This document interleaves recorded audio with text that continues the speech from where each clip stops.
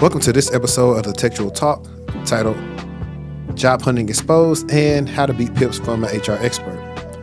In today's episode, we're joined by the insightful HumblyChic, a seasoned HR professional with over a decade of experience in talent acquisition and employee relations. Together, we're diving into the nuanced world of job searching, strategies, resume optimization, and the often misunderstood performance improvement plan, aka PIPS.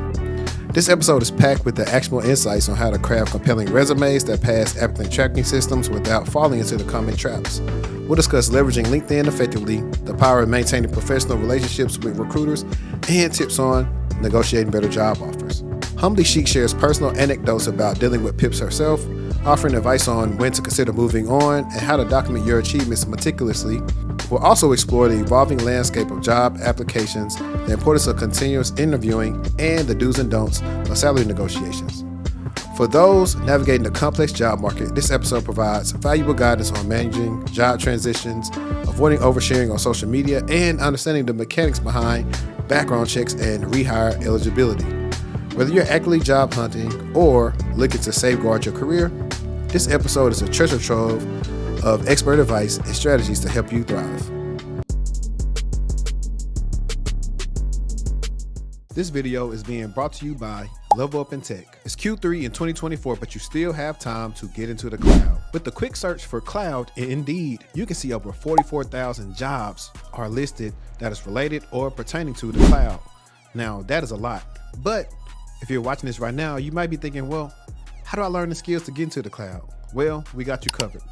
Level Up in Tech is one of the best, if not the best, program related to getting people into the cloud. At Level Up in Tech, you can learn about server config and troubleshooting, the AWS cloud, infrastructure as code, CI/CD, scripting, containerization, and more. And also, they now also have a new multi-cloud AI engineering program that is dedicated to help you have the latest and greatest skills to help you be marketable in this tech market. They post more testimonials than almost any program that I could think of. Check them out. Now, if you're ready to start your cloud career today, then use the link in my description to go to levelupintech.com/tech so you can start your career. And plus, they'll know that I sent you. But on to the video. Welcome back to the Techtual Talk podcast, where I'm your host, HD. And we got another episode for you guys today. Matter of fact, the first of its kind, the very first HR professional on the show. I've been trying to get on for like 3 years, and she finally fit us into her busy schedule. We got none other than HumblyChic in the building, aka I was calling her Young DC earlier, or she said Young DMB. And we've come to pretty much, well, not me, because I don't work at HR. She's come to pretty much kind of fill you in on HR, some do's and don'ts maybe that you don't know about, and a lot of these myths that TikTok has taught you about when it comes to corporate America. But how you doing? I'm doing good. I'm hanging in there. Looking forward to the chat. That's good. That's good. And I forgot to tell everybody, but y'all know, if you're watching on YouTube, please subscribe, like, hit the bell icon so you can be notified when we dropping our content. And if you listen on Apple Podcasts or Spotify, follow us and leave us a review. Help us out in the podcast analytics. Now, I'm so glad like you are my first HR guest. She gives a lot of gems on Twitter. And it's just funny. I wish I would have made a mention of like all the people I met when earlier we were talking about like the COVID time, like people we met through Twitter that pretty much have really, I don't know, it's crazy. Like we talk so much about, of course, LinkedIn is the GOAT. LinkedIn is the GOAT. However, I think Twitter right up there with it. Yes, it is. I've met some solid people from Twitter, like professionally wise too. Yeah, Twitter's the go-to. I think they're actually trying to turn it into a job board in the next couple of years. So I saw that. I think they're pushing like the beta out like to some people. So that would be definitely be interesting because I ain't gonna lie. I've been in consultations. I've been showing people how to use Google to search for jobs more than Indeed and LinkedIn because it just seems like it searches them much better. It does. It's a great aggregator for data. It pulls in a lot of good intel for you without having to search on 5 different sites. Yeah, I wouldn't even be surprised knowing Google. Hey, y'all, we got the Google Job Search app or whatever. Like it's on standalone app. Yep. They're notorious for doing stuff like that. Yeah, it's coming. I'm telling you. I wouldn't be surprised if I've seen a Google Jobs app in the making. Right. Ain't no telling. I got some friends that work at Google. Maybe I can ask Oh, them. yeah. And get the plug, that percentage. Right. But let me turn this up some. Can you go ahead and introduce yourself with your alter ego to the With the listeners? alter. Sure.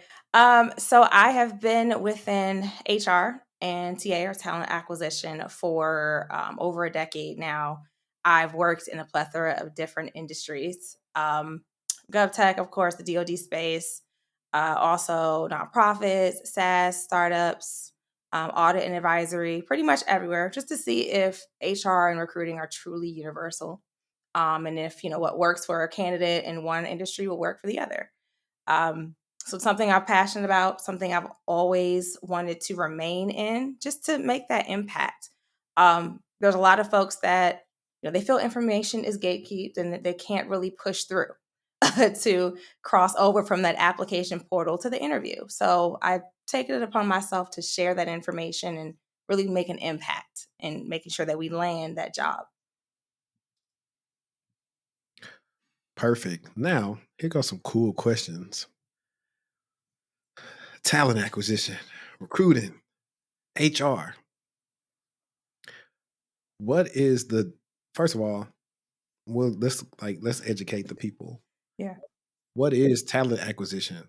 So talent acquisition houses recruiting. So that could be, of course, the person that's reaching out to you to pull you in, prepare you for the interview, do that initial screening. So that could be a recruiter, could be a sourcer, could be even somebody like that's an admin or backup support to a recruiter. So that's like a coordinator. And that it kind of varies, but with most industries, it differs from HR. So talent acquisition and recruiting, that's more so candidate focused, and HR is more so employee focused. Perfect, Mhm. perfect. Now, when we talk about tech, we rarely hear people tell people, hey, why don't you do HR in tech? And if I'm being honest, I feel like HR is one of the roles that actually can benefit a lot of folks if they actually get in. You have like solid HR people that could fight and vouch for really the functions of HR. So I guess my next question would be on a like if you was describing this to a fifth grader, how would you explain what human resources is? So sure. So HR again is it's for the protection of the company. So within HR, you have several different branches. You have like compensation; those are the folks that are looking at the industry, the market, to see how much we should be presenting to candidates, or even how much you should receive for your increase, end of year increase or bonus structure. Then you also have your HRBPs. So these are actually individuals you would go to if there's an issue with your manager. You don't feel like you're being treated fairly. So they're more so helping with like mediation. And then you also have other assets of HR that can help with the administrative portion. That's your generalist. They can touch several different areas, which is great, which is how I started in my career. I was able to touch different areas so I can figure out which, where I wanted to kind of fall.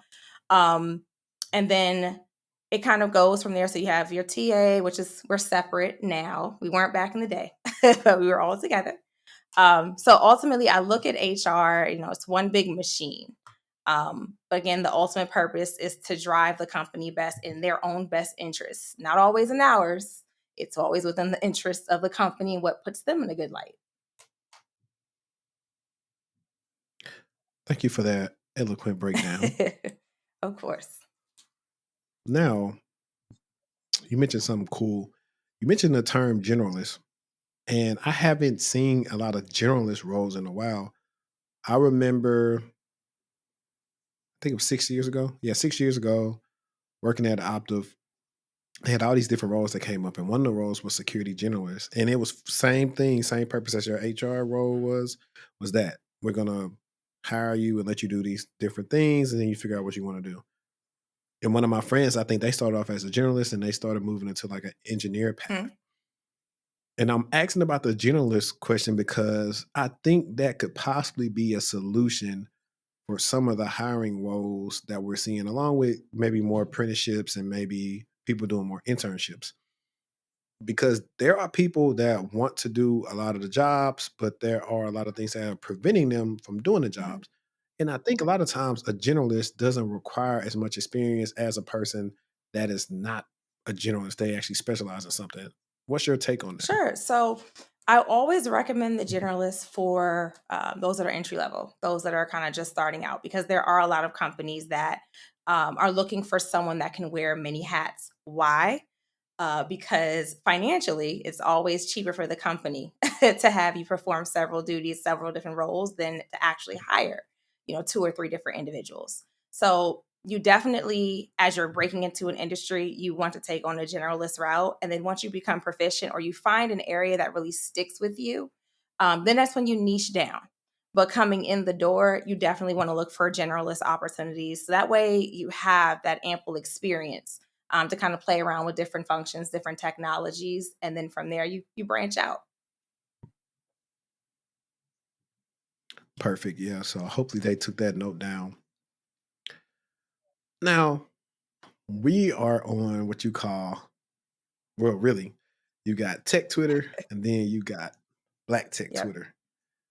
And low key, if I get a chance to do it at this part of the episode, I'm going to find that picture of Mufasa talking to Simba and when he's asking him about that, and it's going to say that's black tech Twitter. Don't go there because as helpful as it could be, it is very toxic. We see so many different things on there to where like people like yourself or me or others who've been in the game, when we used to speak out about certain things, people would kind of say we were hating or doing this or that.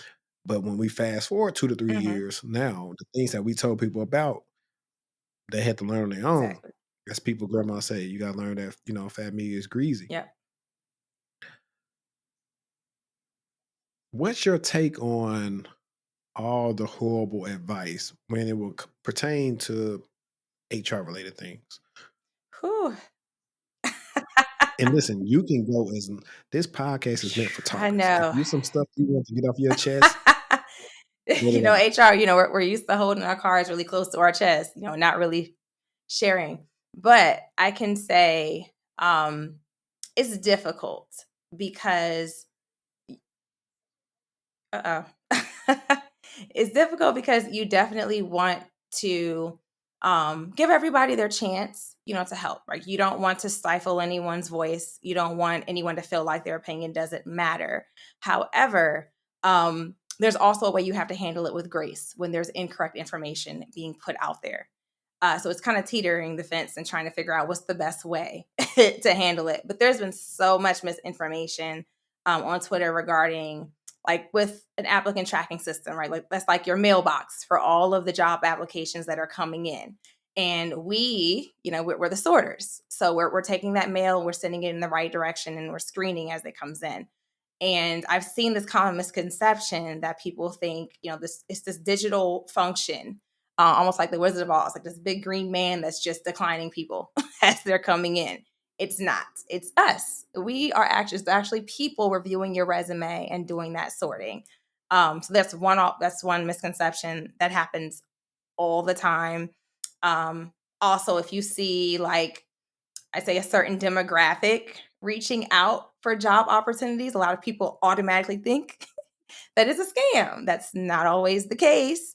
They just kind of mine data differently than we do. But it's a lot of common misconceptions out there, and it gains a lot of traction, not just on Twitter, but on LinkedIn as well. Yeah, you touched on some cool stuff, and we're gonna actually reel it back Okay. in so I can really let you let loose. I happen to feel that some people should not be talking about stuff because they should not. Their voice should be silenced because they don't know enough yet. Yes. And you're leading the sheep to the slaughter. Agreed. I'm a person to where I try to give people grace, and I am savvy enough to talk in a way to not really let people know I'm talking about you, but I'm getting the message out there. Okay. There are so many things that think about. I don't think people really realize that, hey, people you work with, they got social media too. Yep. And a lot of people have become very, chatty patty-ish when it comes to being on Twitter, just saying stuff that's Right. they go on there and give us way too much information when this should be stuff you either tell people you're close to or keeping it on the low. A person, of course, that I ain't gonna say his name on the on the podcast, but they got a song called, what do you say? Is it? I think it's keep it on the down low or keep it on low. Yeah. Got Oh, it. like, because I used to say, like, for example, one of the things that I had an issue with. Remember, I sent this to you a couple of months ago. It was about the Mhm. young man who got senior roles in the cloud, and he pretty much said on live, "Hey, my experience that is on my LinkedIn is fake."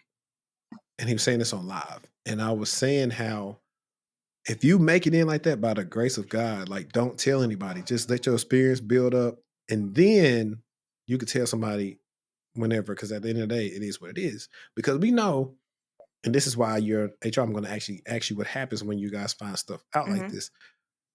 The guy was oversharing so much. He had his offer letters on there. The recruiter's name and stuff was on there. Like I found these people on LinkedIn. I'm not a person that's going to say, "Hey, this guy lied to you." But I was like, just imagine somebody who's jealous, who's trying to do stuff the right Correct. way, and they decide they want to be malicious and go report you. Right. And if you had an at will company, they could probably just say, "Hey, you fired, you falsified your Exactly. documentation." And that does happen quite frequently. Yeah, and I don't think that's the thing. Like people are like, I get it. You want people to get in, but I can also see past what's going on. When somebody's doing something like that, they have this person on here, they have the person who runs the program. They are trying to get signups for the program, which is get your money, but you have to, if you care about the people you have on, I would say, you know what, we're not gonna do this with you just because you too fresh Right. and you a little too hot. Let's try this with somebody else that's been doing it for about a year or two. And we don't have to necessarily talk about the year. Because think about it, it is a buzz. Hey, this person went from no experience to 200,000 in 5 years. Everybody knows the math don't Yeah. math like that unless like you got immediate transferable, like great transferable skills, and you've been specialized in something for like, 6, 7 Right. years, and then you come over here and you get like a role that you can do. Right. This person's experience relative to that was of nothing. Right. And so that's some of the things that people are selling. And then that's why you have the issue where people who are trying to do good work don't get supported, or the person that you're trying to say, hey, don't you think it's a little misleading? Or the person want to say you're hating on them when you've been in the game longer than them. It's like, I don't have nothing to hate on. I actually care about the person you are parading around more than you do, because I would never do them like Right. that. Yeah. It's a lot. Like, so actually, this is a better question. In your experience, have y'all dealt with that before? Like finding out people lied about their experience, they lied about their degree, Yes. their names. 100%. So we've had several instances with several of my employers.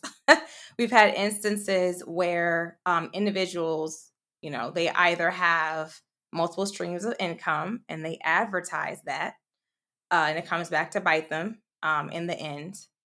We also have had individuals that, they falsify documentation, falsify what's on their resume. And then when it comes down to performance, the managers are noticing it's taking a little bit longer for them to ramp up than it should within a normal background of someone that matches that expertise. So it happens a lot more frequently. It's just not as advertised, but it does happen, which is why, even with all of my friends in my circle, I'm always like the HR person. So I'm always texting like, hey, don't say it on Twitter. Hey, don't mention you have multiple streams of income, because you never know, like you said, who's watching. Um, and once your name gets out there, you're going to gradually build a larger audience. And that's going to come back where? To your employers. Your coworker can find your information. And now everything is out. And then on top of that, people don't realize recruiters talk. So I know several recruiters in several different industries, and there are like group chats. There are LinkedIn groups where people are sharing, does anybody talk to this guy? Because he seems this, like, you never want to be quote unquote blacklisted. So you have to be very cautious about what you share and what you demonstrate.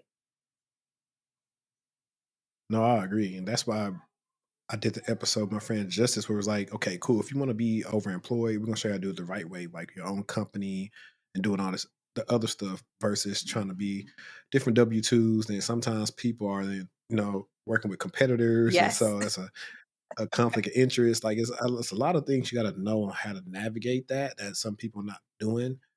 And yeah, then you got people doing it wrong. Like there's been so many stories where a person had like three, like man, Uh-oh. for the life Disclaimer. of me, people who are too no, people who are greedy. Like Yeah. why you just can't be settled with? Well, this will happen. The people who are truly skilled and are overemployed, they probably will only do two. Yep.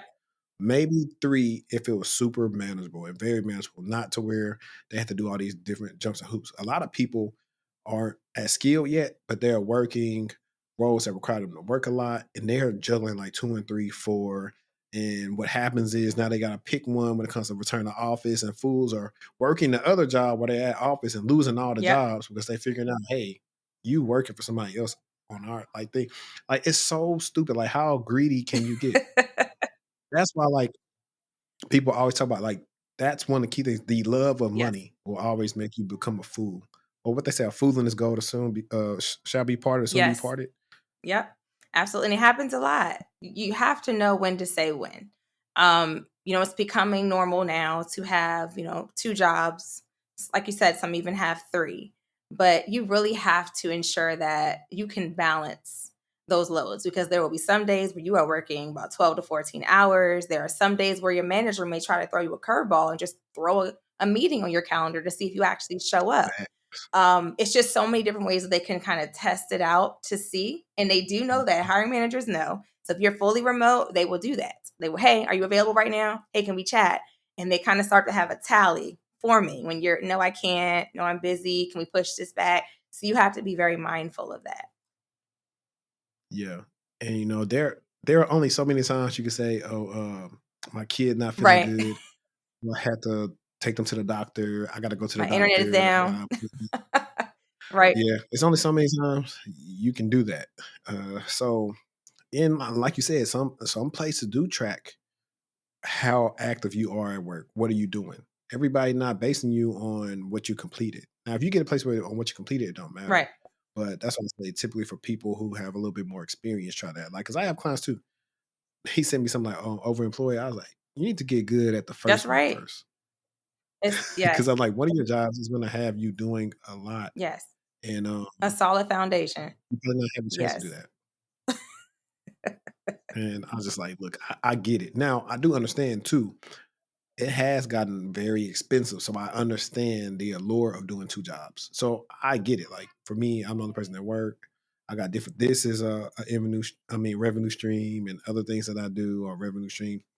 So I do understand how you got to make your own way. But like I always say, you got to be smart You about have it. to. Got to be smart. Yes. About it. Everybody don't like, as my dad say, everybody ain't got to go know everything you got going on. Right. 100%. So I'm just hoping that, everyone listens, especially to your advice, and they take it with caution, because it's a lot of folks that are being let go. And then, God forbid, other employers within your same industry, your same demographic find out, that word is going to spread. So it'll be twice as hard for you to find an opportunity once you've been laid off. Yeah.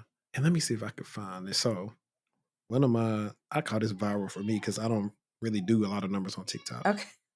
But let me see this. Departments do not double check. After your first job out of college, these employees don't check. They don't contact.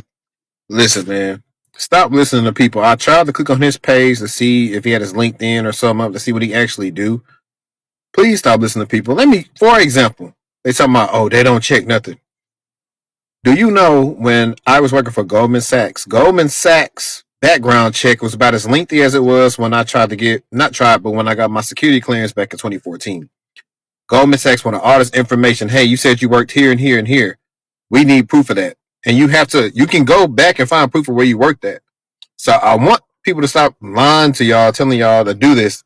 Maybe on some low level BS jobs, but when you're trying to have jobs that are really making real money, they are making sure that they invested into a person that is who they say they are.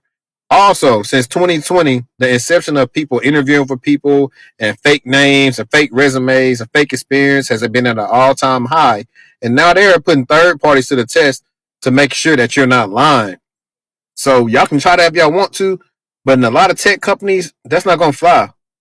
Don't fake the funk. Just be honest. If you ain't got your skills up, get your skills up. There ain't no reason to lie. Everybody had to get here at some point. Nobody just started off just being a big timer. No Manny Fresh or Baby. You know what I'm saying? That's right. Let me stop sharing that. That's right. So what you think about people telling people, hey, just say you now funny part is I would say you could say you was a manager at Circuit City, you did IT for Payless. You could joke about that. They don't have nobody to VP at call, Toys but R Us. You never know. right. But Toys R Us technically is back a little bit. They're all in the Macy's.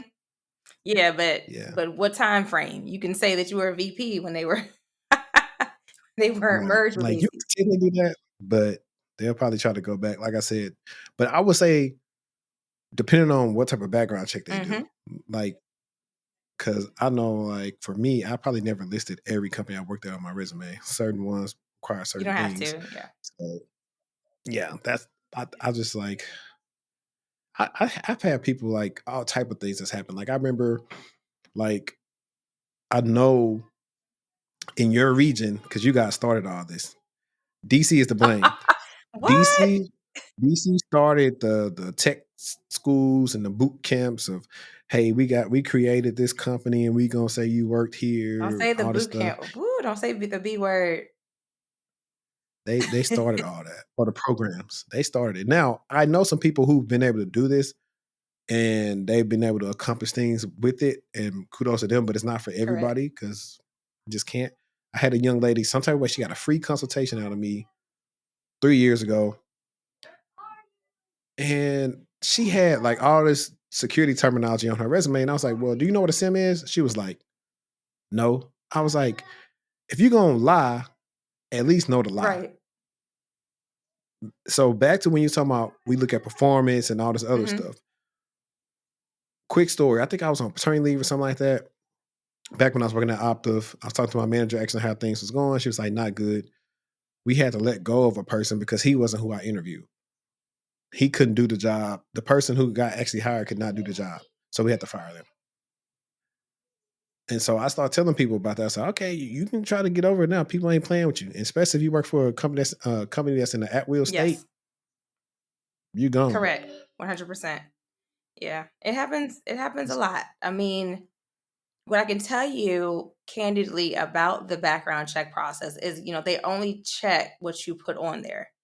So I've had, when I'm a career coach as well. So I've had clients that are concerned because they're like, well, I only stayed at this company for, 1 month, 2 months. And, maybe the hiring team is a little salty because you left.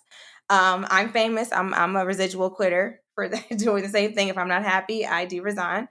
That might be the name of this episode. Residual quitter. But they're like, if I leave this off, is this going to negatively impact me? No. Again, we only check what you put on that background check form. Nobody is walking around in a turncoat and a detective hat going around the DMV area, wherever you are, to find who you work for.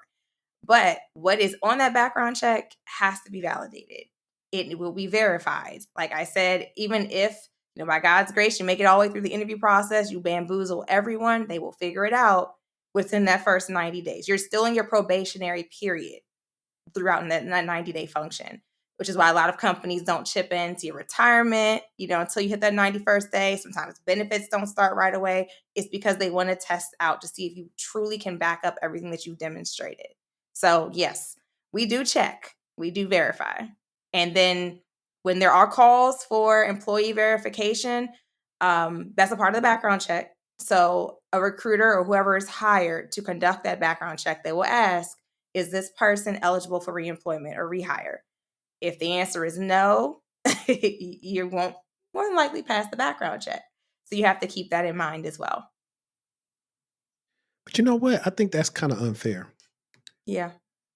The rehire part, because you could have not did anything wrong, but they feel the way you left. And they say, because I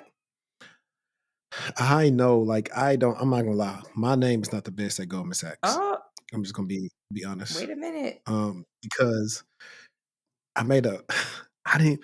I was so upset. I made an I quit video because everybody else did the I quit Goldman Sachs videos too.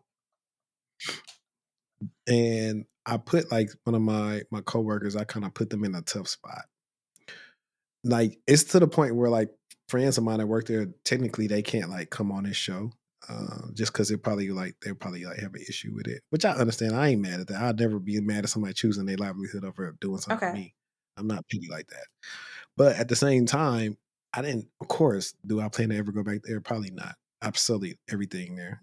But I also know with people being upset, I said a lot of things that was true. Mm.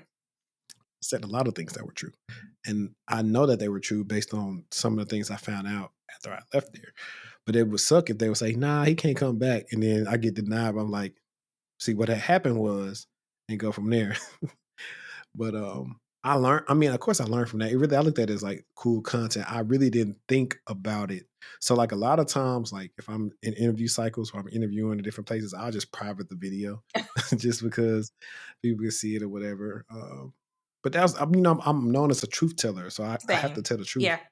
Same. It also And depends on your tenure though. Like were you established in your career? Because there are some people that um, they resort to that and they're only been working for maybe 1, 2, 3 years. So at that point, yeah, I was already established at yeah, that point because I've been. I guess it don't matter because like right after that, I went to JP Morgan, exactly. and then I Because went your to Current. experience and your tenure spoke for itself. Like you still made it through that extensive interview process. You still worked there for quite a bit of time. Whereas if you've only been in the industry for like 1 or 2 years and you have your first ding right away, that's not going to carry well to the next employer. So it also depends on how many years of experience in the game. Yeah. So now let's actually get into some of those like questions they ask us on these job Okay. applications. Why does it matter if somebody's ever been fired or not? Like I don't expect anybody to be honest with that if they actually been fired or not. It matters because the first thing you want to check for past experience is integrity. You want to see if that person is going to kind of admit it, what the circumstances were behind that. Because again, HR is for the protection of the interests of the company. So we don't want whatever behavior happened there to take place at this company. So they're asking one to see if you actually will be honest and speak on that. Two, they want to make sure that behavior is not repeated. But ultimately, I can tell you a lot of employers have removed that question. It doesn't matter. If we need to hire someone, you're the best of the best, you're going to be hired. So I wouldn't necessarily, hold that question in such high regard. Because I mean, in this day and age, technically, I think what they say 1 in 3 people will have been laid off or fired within the next couple of years. So the answer for that is yes for a lot of people. Right. Right. So here's another question, guys. So like I said, I have a client. He was telling me how, and it was weird. This is just how the game goes. He previously a week or 2 weeks before got very great feedback Okay. from everybody, or they didn't say anything about him negatively. Then to come to find out, and actually, I'm gonna double check because I want to make sure. I want to educate everybody the correct way on this. Okay. That's what we do over here. We All educate right. I'm here the for it. people. Educate. I don't know if he deleted it, but I know what he asked. He asked me about something about a PIP, and I was like, I've never been on a Mm. PIP, but if you do get on one, it's time to find another job. And he said, would you ever just leave, or I guess it just depends on the situation. I said, you'll always leave. You never get off a PIP, whether it's warranted or unwarranted. And he was like, would you just resign or put in for severance, even if the next job hasn't come yet? And I was like, shoot, depends on the amount. I was like, do you? Can you spend more time looking for a job? And I was asking him, did he mess up at work? And he said, they saying it's work performance, which is a slap in the face because of all the hours I work. Honestly, this job been taking a toll on my mental health. I wanted to leave 7 months ago, and I've been trying to hold on because it's easier to find a job when you have one. But yeah, he was a year and 3 months in. Yeah, so I'm gonna catch up with him. But like, I think that happens to a lot of Yeah, I've been people. Like, placed on one. Unrighteously so, which most of us do go through. But my advice, I mean, I personally, I fought it out. I took the legal route. And it has, Tell us about that. yeah. You said tell, what you say? Yeah. Look, as high level as you can. Um, I had one of my people. She gave us a experience about how she got fired from her first job and got put on the PIP because she just was ignorant to corporate mm, America. So this would probably be like a cool section to talk about, like to reach somebody who been either might be on a PIP or don't know what to do if they get on one. So yeah, go ahead. yeah. So with a PIP, sadly for a lot of companies, it's just another way to save money pretty much. You're doing another layoff. You're trying to nitpick to legally excuse that person from employment. That's not something that's widely known, so I guess it is now. It's broadcasted. But for me personally, I was placed on a PIP and I felt it was racially motivated, and the company had a lot of managers in place that should not have been managing. They just weren't good at it whatsoever. Um, and for me, I kind of went to bat for myself, and I had documentation ready. I had my metrics. I'm very big on, my mentor used to always say, cover your ashtray. I am very big on documenting, saving emails. Whenever I receive an accolade, somebody says, great job, I call them impact statements. I always have that stuff ready. So when anybody can negate my impact, that's not true, because this is what you said on our performance assessment. This is what you said on the mid-year. I'm ready. So for them, um, they didn't think I was communicating all of the accomplishments and what I was doing day to day. So for me, I contacted my local legal office. I made sure my HRBP was involved. And I went to bat because personally, when I wanted to leave, I wanted to make sure everything was pure. There was nothing in my record, because what they'll try to do is sneak that PIP into your employment record when you resign. Um, and that way, when somebody calls, say if you're eligible for rehire, they can say, well, no, because we had to let her go, this, and this. So it's a sneaky way for a lot of employers to do it. Now, however, if you're solid in the industry, if you're continuing to interview, you keep your name out there, you can definitely just resign. And then when you speak to that next recruiter, that next hiring manager, just relay that there was just a mutual agreement that opportunity wasn't within your best interest to continue. So it honestly depends. Do you have the fight in you to keep dealing with that toxicity? Or do you want to just, clean your hands of it and move on to something that's better for you? Perfect. Yeah, I don't think I've ever heard anybody say they took the legal route. Yes. And I mean, like people don't know like who to contact. Like, do they just go on Google? I've been placed on a PIP. Who could give me legal advice? Like, what are they? Who like when you say like local legal person? Like, who is that? Like, what should they So look your for? local labor office, but your first step is always going to be going to your HRBP. You have to. I know a lot of people say it's scary. We all know, again, they're not operating in your interest, rather the company's interest. But the first thing that labor office is going to ask you is, well, did you talk to HR about it? That's the first step Right. that they want you to accomplish. So paper So you trail. have to do that. It doesn't mean you want to stay. It just means you tried. You try to make an amends with it. But your local labor office, they'll kind of put through your information to a lawyer that specializes. You can hire private counsel, but for those that are, they want to rein in their financials, their funds, you can just go through your local Department of Labor office, and they will definitely work your case through. Okay. Perfect. That's Hmm. excellent advice. Hopefully that helps someone because we also know like we've reported on some of the things to where like some of these bigger tech companies have they're pretty Yes, sneaky. they are. They'll do something like, "Oh, you must move back in here. You must be in office, whatever time," knowing RTO. that you don't Yep. stay nowhere. Yeah, and then try to put you on a PIP because of that. It's Hmm. like, fam, I don't stay nowhere. So they make ways to force you to Yep. quit, pretty much. So, like you say, so they can save some money. Exactly. No, you're definitely right about that. Now, some of the other things that people may or may not know about HR, I guess, in your experience or your opinion, what are some common misconceptions that we have about human resources? Um, so I'd say, just perusing Twitter. There's a lot of disdain towards recruiters. I will not say that every recruiter is the best at their job. I will not stand up for all of them across the world. But what I will say is we take a lot of heat for what hiring managers should be held accountable for. So there are individuals that'll speak with a recruiter. The recruiter is giving a range that's well below, what they're looking for. That's not us. We don't make that decision. The hiring manager does. We have really limited say on what what that entire compensation package looks like. Like we can go to bat for you. We can say this person is making this. They have this skill set, this experience. They're qualified. But ultimately, the hiring manager has to say yay or nay. So that's a very common misconception. Another one is that we're responsible for the hiring decision. So they think that, because maybe we have a disdain for them in some way, that we are the ones that said no. It's not true. And once we pass you through to the hiring manager, we do our screen, they are given that final say so. And I will say it may not seem like it because, maybe you don't hear from us every single day.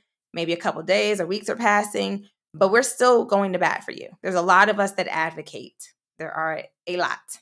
I go to hiring managers every day. What's the update on this person? What's the update? What's the update? But again, they have to tell me what it is so I can convey that to you. So we're not holding information to be spiteful. We're literally just waiting for it to come through. So we take a lot of heat because, we're customer and client facing.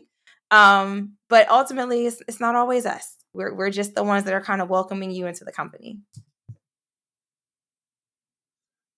This video is being sponsored by Techtual Consulting. Are you still struggling to get into cybersecurity? Are you not getting interviews? Do you have a bad resume? Or is it all the above? Well, if that's you, then we got you covered at Techtual Consulting. My name is Henry Davis. I'm a career coach and a cybersecurity professional, and I've helped hundreds, maybe even thousands of people get into cybersecurity with my coaching and my content that you've seen in various places. Now, I specialize in specifically getting people in the blue team. That would be incident response or SOC analyst.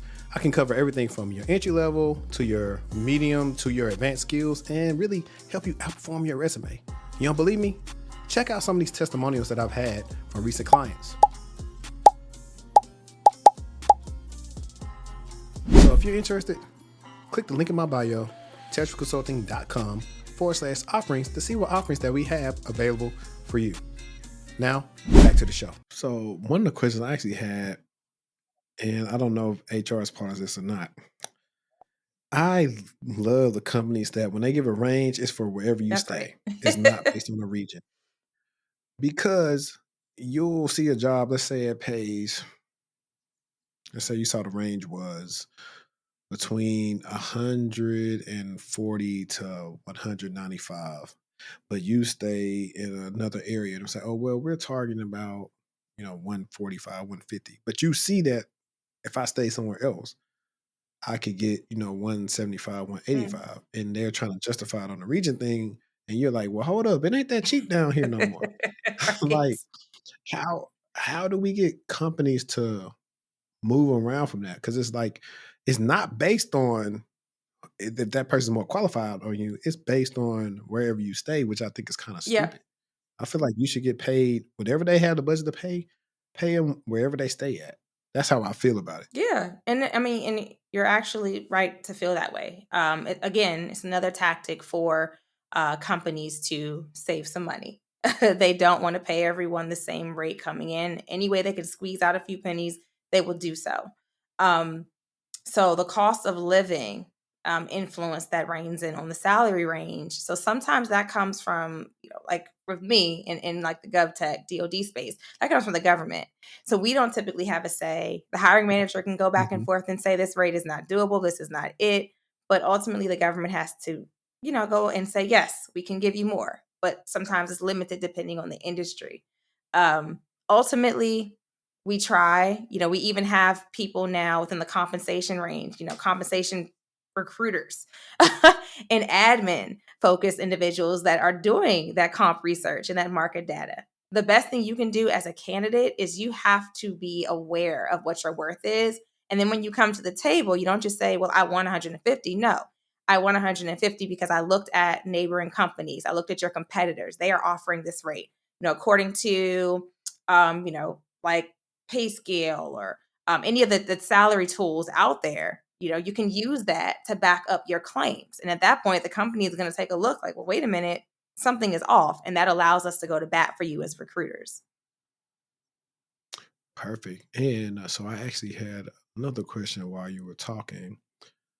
And I was thinking about, now I got to even remember what I was thinking about because I had it and then I was listening to you talk. You were talking about money, and I definitely got to cut this part out. Is it comp? Who's calling me? The recruiter called Really? me. Oh, And put it I on told him, speaker. Let me hear. let me see. So while we're like, I'm trying to remember what I was going to talk about. Okay. I worked my NBC contract through them. So they constantly hit me up from time to time, see what I got. All right. And that's just something I always say until I leave this current job, since I'm on leave, that's when I'll talk more about my fun stuff I've done. Keep interviewing though. Never stop. I'm never, nah, so I interviewed with Experian and AT&T last week. And then I did technically my first interview with the director at Toyota Okay. today. And I got a panel coming up soon. And I got like some other crap coming up. I'll just be applying or people reach out. Let's do a mock session. I'm never not interviewing. Just like you say, like I'm never That's not right. Keep the interviewing. door I gotta open. stay You sharp. never know. Yeah, I do it because it also, anything I learn or different questions I'm asked, I'm like, now what I do is, let me see if this thing is even still recording. It is. Oh my gosh. What happened? I've I've been recording on my thing for like 5 hours from like since 2 o'clock from like the interview I had earlier. So I'm gonna have to go in and fix Okay. that. But I've just been recording my interviews and I have been using like my AI tools I'll give it a prompt. Hey, based off this thank you letter I sent to the current company, based off of the people that are in this message, include these topics and make me a thank you letter. And so now I'm doing that and just different ways to help them out so they can automate some things as well as, hey, here go the prompts. These are the type of questions they ask. Pull out the questions that these people ask me during the interview. Oh, So that is awesome. finding Look at you being a easy ways to get cybersecurity. interesting. Yeah. Man, what else the question I was gonna ask you? It was Uh-oh. the last question I asked you. I can't even remember it because that's what I get for not writing it down. I know it's about compensation and stuff like that. And then I think Is it I negotiation? was it wasn't be about negotiation. It was gonna be something else, and I can't think of what it was. Oh well, whatever it is, will come Okay. up to me. So what I would say is, all right. So while we're kind of like still in that same vein, Mm-hmm. oh, got it. I found it. See, Okay. I was talking to a friend recently, and I think they got laid off from their job or something. And he's like in the GovTech space, and he was saying how, ironically, it would benefit them right now if they had a college degree. Mm. And we see all the time where people saying, "Oh, you don't need a degree. You don't need a degree. Just go do this and do this." And I'm always saying, like, "Hey, whatever works for you works for you." But I say a degree can't hurt you; it can only help Correct. you. What do you see about that, especially like us when it comes to HR? Yeah. So what I'll say is, sadly, for certain demographics, the bar is raised. So with some companies, they are like for one of my clients and consultants, they're more willing to work with you, right? So if you don't have, let's say, your bachelor's degree, the position calls for it. They'll say, okay, well, if you don't have that, then you must have at least 10 years of experience. Whereas if you have the bachelor's degree, they would only be looking for maybe like 5 or 6. So there is wiggle room sometimes depending on your tenure. Additionally, I would recommend getting the degree. A degree can absolutely help you. Depending on your field, if you don't have the degree, sometimes if you have the necessary certifications, they'll kind of absolve that degree requirement because they see those certs. They know those are very hard to obtain. It really ultimately depends on your industry. IT is a little bit different than like finance, than HR, BA. So with my positions, most of them are IT. We have wiggle room on the degrees, as long as certain certifications are had and tenure is there. But if you're just starting out, definitely get a degree. And furthermore, if your job is tolerable, use those professional development budgets. Make it work for you. You can have a company literally help to pay a good chunk towards your degree. So I'd say I use budgets in full. So definitely take advantage of it. No, that's facts. Because I know, like for me, when it came to negotiate, they was like, "All right, cool. You got this master's. You got this amount of experience. You got this. Okay, I can make a good case." The HR person will tell me, and shout out to her because I ain't gonna say her name on here that way. She's We not advocate, in this, but okay? right. She was a sister, and she advocated for Yes. me, and she got me. What did she get me? She got me a sign on and a comp buyout. So, and Wow. that's how I learned about a comp buyout. So when some places say, "Hey, well, we don't do sign ons," I was like, "Well, do y'all do comp buyouts?" So I can show you what my bonus is supposed to be, and you could pay that, That's and that'll right. be like my bonus. And that's my first time. I was like, she really, looked out for me. Yes. So Make that the title shout for out this to chat. Advocate. So everybody knows we do. We advocate. advocating for what we say, the residual Yeah. quit. And the job hopper. Yes. 100%. There we go. Residual quitting and job hopping. Mm-hmm. That's actually an interesting title. I'm gonna play with it, see how it works in the YouTube search Okay. bar. So piggybacking off of what I just said, what would be some of the, from an HR standpoint, what would be some of the do's and don'ts when it comes to people saying, "All right, boom, they got their offer letter, but it ain't what they want." What would be their do's and don'ts to negotiate that salary to something that's a little bit more favorable in their favor? Sure. So for me, I always recommend, for myself personally, all my clients, my friends, my family, always negotiate. You never know. Whether that's just an extra 5K, whether it's a sign-on bonus, extra PTO, if you work remotely, if that's money towards your utilities, your Wi-Fi, anything. You want to always explore every avenue. So when you're approaching a discussion, you can say, this is great. I appreciate the offer. However, upon doing further research and with the other interviews that I'm present in as of right now, they're offering X amount.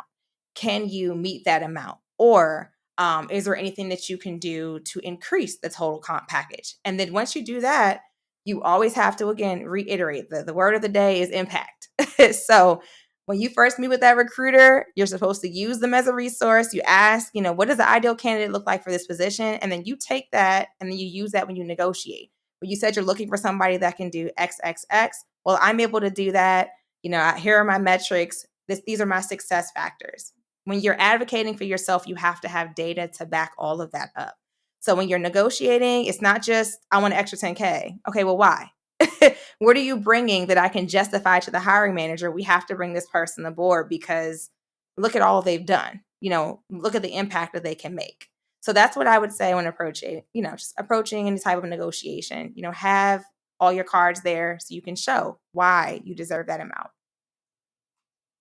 Right. And I was going to ask you, are there instances like where people have over leveraged themselves Yes. in negotiations where you say, "You know what, give me that." You go over there and do that. But also, I've seen sometimes where people well, not people, they say companies will say, "Okay, well, you said you got offered by Google. Show us Google's offer." Does the candidate have to show them that? Or what happens if a company ever asks that? Should they just back away from negotiating or what? Because technically they could just be calling you a bluff. Like, Yeah. man, we know you ain't got no offer from Google. And big tech will do that. But So big tech, sometimes they will ask. I know when I was in big tech, they did ask, well, if you do have another offer letter, can we see it? Is there any type of like documentation that can confirm that you actually have this offer? They will do that. So that's why it's very key. You have to be careful with your wording. It's not, I received another offer. No, it's, I am interviewing with other companies and this is the range that they are presenting me with. You can't argue with that. I mean, that's just market yeah, data. So it's just word yeah, choice. the later stages. Yes. Yeah, I tell people that all the time. Like, I don't know. Most of the time I'm pretty nice to recruiters when they come in my inbox. They'll say some number that's definitely nothing I'd be interested in, but I'll say, I think I know a couple people that could do that. And then I'll say, future references, like if you would be interested in me, I'm interested in like this type of Which is range. And they'll awesome. normally say, oh, And we actually take they'll be that like, yeah, data text me on back something. to our managers, by the way. So if we reach a candidate that has a lot of great experience, but they're just out of our range, we go back and say, hey, this is all the experience you're looking for, but based upon X amount of people that we've talked to, this isn't a great range. So that's actually super helpful for us.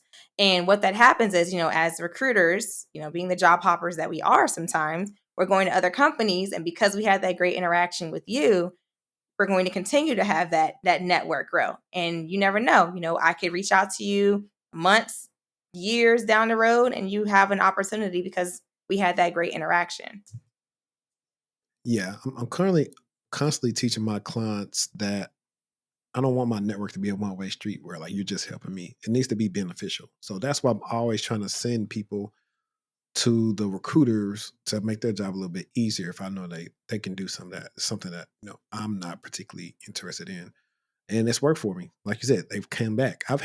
Funny enough, I had a recruiter follow my inbox last week, and me and him last worked together was like 2021. But he just remembered me. He was like, "Hey, would you be interested in yada yada yada?" And we got on a quick call. He already knew my numbers because the time I worked with him years ago, it was some good numbers. So That's right. it just pays to be nice. I It tell people all the does, time, because pays. we go through it badly. Yeah, yeah. I know. Like, I don't know how familiar you are with the recruiter cousin, but yeah. So she works for Microsoft. Okay. She made a post about how some candidate found her personal number and hit her up on like a weekend or something like that because she wasn't responding to their messages or something or whatever. And she was made a post like, "Hey, I understand, like I'm very accessible and helpful, but that's like totally unprofessional, and Correct. that's you're you're past my boundaries when you're reaching out to me on my personal phone. And you should have seen. I'm gonna have to send you that after this. I'm gonna send you the replies and stuff on that. It was just crazy. It was people. It was YT people on there talking about they've been good if they was in sales and everything else. And her husband, he's also in tech too, and he had like a good analogy. He was like, "Just because I know where you stay, don't mean I should just come pull up to your house." Exactly.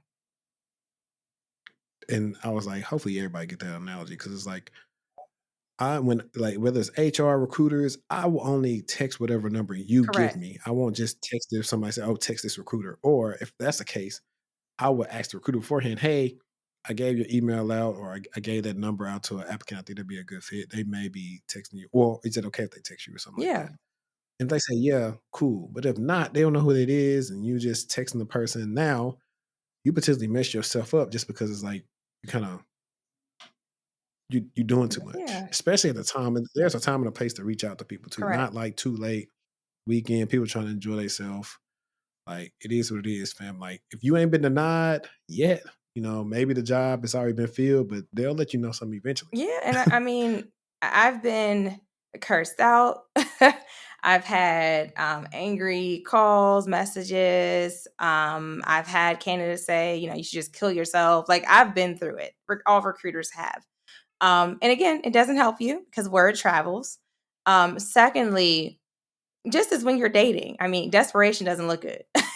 So if you're following up with that recruiter every single day and you're pushing boundaries like that, logically, we're going to take a step back and say, well, what's wrong with this person? Why aren't they able to land anything? Like, what's going on? Why are they so persistent?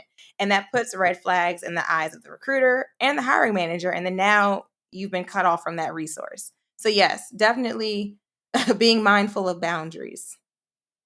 Yeah, I agree. It is just like dating. Like what Destiny Child? What's that song, Yeah. Bugaboo? Yeah. 100%. Like Yes. that's Yeah. I think we're definitely every aging man. ourselves though. You just I mean, that's cool. Every man or woman has been a bugaboo for somebody before, so it's perfectly normal. That's the name of the game. You learn from it, you grow That's from right. it. So Hopefully that person don't learns be and they never bugaboos do for it cool. again. That is bizarre. Yeah, man, they be doing a lot of weird stuff. So now the fun stuff.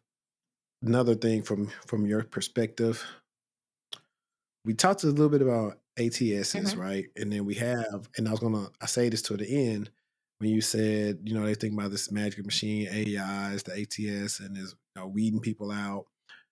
But I know that was a good selling point for resume writers. ATS friendly resume, Mhm. you're guaranteed to get an interview and all this type of stuff. I've never really used it as a selling point because I know a human has to interact with the resume Correct. I create for you. So, because, okay, you're here. ATS friendly resume. Take the job description, put it in the smallest font, put it on the resume, apply. People still out there saying that too. Yeah. Do y'all see people do that? Like, have y'all had people put the job description on the resume in white font? Yes. We have had people do that, but guess what? The ATSs like Workday, Taleo, a lot of them are now updating with certain software that detects that underlying font, and it's automatically kicking your formatting out. So your resume will look perfectly fine to you, but when we see it, it's like underlying font. So it looks like it's like superscript here, superscript here. It looks terrible, and then automatically we know you're playing around with your resume. Still, again, it's not automatically magically declined. We're still looking at it, but the formatting is completely thrown off, and now we know why. Yeah. And that's the crazy thing too. So if you had to tell somebody to make a resume, and then, I mean, you can say perfect resume, but like, I think like the simpler, the better. Like, a lot of people got a lot of stuff going on a resume. What would you advise for them? Because you've probably seen like at this point thousands or probably Yes. 100,000 resumes. um, so my favorite method when it comes to a resume, everyone talks about STAR for interviewing, but when it comes to actually reviewing a resume, it's the Who format. I will scream that from the mountaintop, and I will put that on a T-shirt. Um, the Who resume format, the abbreviation stands for what you did, how you did it, and the outcome. Your resume is essentially your brag sheet, right? It's talking for you. So with every bullet that's written, it shouldn't just be copy paste from the job description. Well, I did this. Okay, well, that's great. So you did this, but how did you do it? How did you streamline? How did you lead that initiative? And then what was the outcome of that? Were any clients won? Did you drive sales for the business? Did you reduce some type of error? That's what you want to show. You want to show impact. A lot of people are writing these lengthy resumes with these extravagant words, and the summary or the professional objective statement is like 6, 7, 8 lines long. We're not reading that. I will be 100% honest and forthcoming, and I will say that on average, we only have about 5 to 10 seconds to read a resume. I'm looking for buzzwords. So if I'm looking for someone that's in cybersecurity, I don't see RMF, I don't see certain terminology, I'm not even going to keep reading. So you've put hours and hours and hours into this resume, but because you're not matching it to that job description, all of that time has been wasted. So impactful statements, and then a job description that's matching with those buzzwords. How do you find buzzwords? If you're applying for the same type of positions consistently, you're going to see the same kind of requirements. And those requirements should be present in your resume. Facts. I always got a saying when I'm reviewing or consultations like, hey, you doing a lot of, what do I call? Are you doing a lot of telling but not showing? Exactly. There you go. I was like, yeah, because like what I run into is when people are trying to get in the blue team or cyber, Red team, they'll go put, that's my area. right. They're Yeah, gonna put a lot of these skill sets like in the technical skill section, but in the job description or no projects. I'm like, how somebody supposed to know you know how to use these things if we can't see you utilize them throughout the resume? exactly. Or I'll see somebody that got like it's a person that's wanting to get in and they got more skills on their resume than I probably do. And I'm like, I need to figure out what you know on here and what you don't. Cause I was like, if I leave it on here, it's free game for them to ask you. Exactly. And if you make yourself like you this cold with your home labs, they're gonna grill you. Exactly. So I'm like, we just gonna keep it honest right here. We can work on some of the other things. But I'm like, I'm telling you, like, cause I've been through it. I used to do this thing where any tool I touched at work, I still have my resume. Sometimes it's been something I hadn't touched in 2 or 3 years. Mm. Where and I think they was nitpicking me one time, but they was asking about the stuff. Oh, what did you use, Anakin for? Oh, I used it for this. And it's like literally like one thing I used it for. So it really wasn't something necessarily that I need to have on my resume at the time. And that was a lesson like, hey, don't oversell yourself. Exactly. After that, all that crap I couldn't talk about a lot, I X'd it out. So Yeah, leave some I room for try to keep people curiosity. Don't have it all there right. black and white. We want to call and actually have a discussion with you and actually create that space for you to expand upon your skill set. So don't put it all there. I'm also firmly, unless you are desperate, I'm firmly against posting your resume on LinkedIn as well. Why? Because again, Mhm. you're restricting that conversation. You want a recruiter to reach out to you and actually have that conversation so you can definitely speak to your skill set. You put everything out there immediately, nobody wants it. Same with dating. leave some room for a curious mind to lay. So yeah, I'm against that as well. Speaking of LinkedIn, I'm one of the people who tell people I'm not like telling you, oh, you shouldn't just do open to work, but I'm against the green banner because I feel like it's no different from having it hidden. Correct. I'm using it as a leverage play of a company possibly thinking I'm still working where I work at. Like you say, I'm just gonna keep it honest with y'all. Y'all already know this. My fellas know more women are interested in you when you are taken versus when you single. Don't tell me why, but it's the truth. Every time on LinkedIn, you can book it. If you announce you got a new job, a recruiter gonna be in your inbox within 5 to 10 Yep. minutes. The job, it's never fails. So I'm always just trying to perception. This whole job search process is perception, and it's a sales Yes. game. And so you're trying to establish your leverage and how much leverage and what value that you could bring to this Correct. company. And so that's why I want you to move like that. It's not because I'm against it.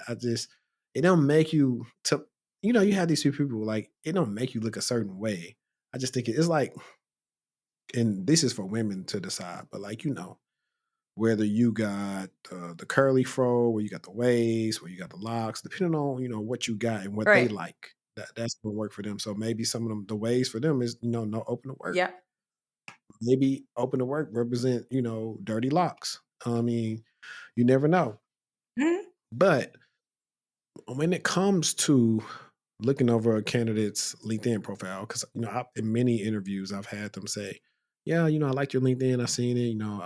I've had interviews open up with like icebreakers I've used in my Oh wow. podcast, Okay. which actually, yeah, those actually mean like a lot to me because like you looked into me for real, for real. So I like things like that. It shows me like regardless if I get the role, Yeah. like y'all have people that are dedicated to making the interview process great. Yeah. Which are things that I've all been like kind of very critical on lately when it comes to hearing the horror stories. Or I listen to my clients' interviews sometimes, and I'm asking myself like, why is this person interviewing me? Like I want to run into an interview where they try to waste my time where I'm like, we done. Yeah. Like, and I would tell everybody, hey, do not interview at so and so. Wow. Oh my gosh. Yeah, I'm the same way. If I hit a snag with an employer, my family knows, my friends know. And if someone comes up to me and they say, "Hey, what do you think about?" I'm like, wouldn't recommend it. But with LinkedIn, I mean, there's a way to be subtle if you're open to work. You don't need the green banner. You can literally just do it to a point where you can change your settings to say only recruiters can see that you're open to work. But to be honest with you, I'm reaching out to you whether you're open to work or not. If I have a position to fill, I'm not Mm. just waiting to see who's Shoot to out shoot, there. shoot to shoot. Hmm. Yeah, and I also tell people like, so for example, when y'all are searching people through that, y'all are looking for like, I know it's like a recruitment Yeah, function on LinkedIn LinkedIn that y'all Recruiter. use, Hmm. right? And so you're typing in like those skills that we were talking about earlier that would be like on a resume or something that a person may have. Yep, that's what we do. So we're searching for skills. What a lot of people also falter on is actually updating that skills section on your LinkedIn Hmm. profile. So with us, we don't purely search and solely search based upon your job title because that can vary again based upon the industry. So you want to make sure your skills are present and those buzzwords are throughout your LinkedIn profile. There's a way that you can add that to each employer. There's a way that you can also add that to your profile as a whole. You definitely want to make sure you do that versus just focusing on throwing some titles up. Yeah, for sure. I always tell people too, like, we look at the skill sets to try to find the jobs versus the titles. Because, like you said, every title is Yes, different. You can have 3 or 4 titles for one role, and it's all the same role. exactly. And that's why you're missing out on some stuff. Right. Now, here's the fun question that I didn't ask Okay. you, and I try to ask them towards the end because I don't really make my episodes about like money and stuff. But I know a lot of people want to know, like, what could they expect? Like, if they want a career in HR, like the salary transparency episodes, like, what could they experience, like, salary rise? I know it's kind of like we talked about earlier, depending on like region and industry, but I guess on the average, what does that money look like? Sure. So, I say I can't relate to this new generation because when I came out of college, I was probably, I think my first HR role, I was a generalist. I was making like 40K, which is laughable now to people coming out of college. That's most of our origins, Yes, 40K. that's where I started. But as I've advanced, as I've kind of played in between different industries, you go the HR route within like big tech, gov tech, the DoD space, easily well over 6 figures, easily. But getting your bearings, the nonprofits, the audit and advisory, they usually start you out at about 70, 80. But there's a lot of us in our circle, our TA circle, we make in excess of about 170, 180. And that also depends on if you're a contractor, right? Because we get paid more for contracting out our services. Looking at the total comp package, it's a very lucrative industry. I recommend that everyone join. Come on the HR side. We need more advocates on our side, and honestly, I need more people that look like me in my space. So that would be great. But coming in the door with HR, you're on the lower end, but you put in that work, you learn those key terms, you hit your metrics. It's very easy for you to rise up in the ranks. Thank you for that. They're not trying to put that work in. Now, since you said that, what would be some skills, or what two things, like either skills or transferable skills that a person can use to start an HR career? And do they need a degree for it? So the beautiful thing about HR is they really don't have a focus on a degree. Sometimes they're just trying to get you in the door. So my degree was more of a plus than it was a requirement. It's not a huge push for it. Additionally, for transferable skills, definitely conflict resolution. That is going to be major in HR. Why? Because you are speaking directly to candidates. You're working in the best interest of the company. I'm controversial in that, right? I do both. I'm going to spill tea to candidates so they know what to ask for and how to prepare for the interview. But you have to also keep your hiring managers happy. You have to keep your manager happy. Your metrics have to be hit. And you also have to really be able to manage different priorities. That's going to be very, very important in HR because things change in a moment's notice. So if you can juggle tasks, you can handle conflict, you can mediate, you'll be successful. I love my industry. I couldn't imagine doing anything else. I'll probably be in it forever unless y'all pull me into cybersecurity. Then I'll come on that side. Listen, we all for diverse teams, and that don't just mean race, that means background. So we definitely all for that. Okay. Next question is, what's a question that I didn't ask you that you wished I would have asked you? Ooh, that's a good one. Oh gosh. So the advice I'd probably leave with everyone that's in the job market, just kind of remember, sadly, because, it's a sign of the times, you're up against what used to be maybe a handful, you're up against thousands now. So you really have to, again, the word of the day, impact. So for me personally, LinkedIn, I probably have about 400 connection requests that I can think about today. The ones that stand out, the people that are sending me the connection request, hey, I saw X position was open. Here's my experience. Here's how I can make a difference. Those are the ones that I see, not just, that usual LinkedIn phrase that, hey, looking to connect. Everyone is. We're all looking to connect. But what else? What else past that? So the average recruiter, we're seeing an uptick in people reaching out on LinkedIn, sending several messages in, but unfortunately, not everyone is going to stand out. So I'm always recommending every time you have an interaction with someone, it's your virtual elevator pitch. So that's really what I want to sell. Like every time you reach out to a recruiter, I even have my clients go above recruiters' heads. If like you're a business analyst and you're trying to become a business analyst at another firm, reach out to other business analysts at that firm. Their inbox isn't as clouded. There's referral incentives for bringing you in the door. So be creative and be impactful and be intentional about your interactions.